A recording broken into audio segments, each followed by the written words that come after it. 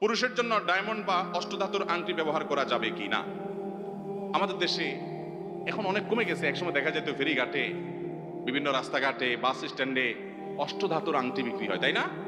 দাদা ভাই একটা ভরাট কণ্ঠে রেকর্ড করা ক্যাসেট শুনছেন আপনারা?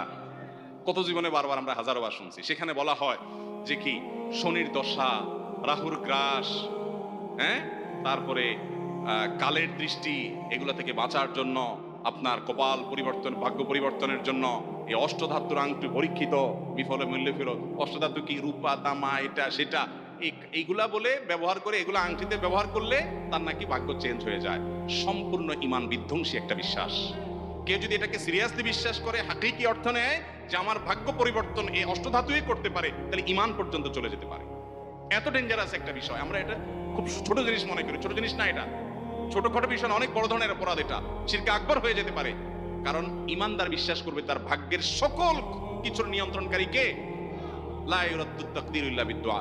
তাকদীর দোয়ার মাধ্যমে পরিবর্তন হতে পারে। আল্লাহর কাছে দোয়া করবে বান্দা। ওই অষ্টধাতুর কোনো ক্ষমতা, পুরাটাই বোগাস এবং ভুয়া। এটা বিশ্বাস করলে ঈমান নষ্ট হতে পারে। বিধায় এগুলো করা যাবে। তবে আংটি ব্যবহার পুরুষরা করতে পারে কিনা, এর উত্তর হলো রূপার আংটি, পরিমিত পরিমাণে রূপার আংটি পুরুষরা ব্যবহার করতে পারে। এছাড়া তামা, লোহা, এটা সেটা, স্বর্ণ, এগুলা পুরুষরা ব্যবহার করবে। অলংকার হিসেবে মহিলারা ব্যবহার করবে। দেখেন এখানে মহিলাদের কত সুযোগ দিছে।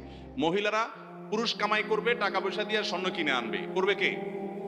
পুরুষ করতে পারবে না, গুনাহ হবে পুরুষ করলে। করবে মহিলা। পুরুষ শুধু চায় চায় দেখবে দূর থেকে, ব্যাস।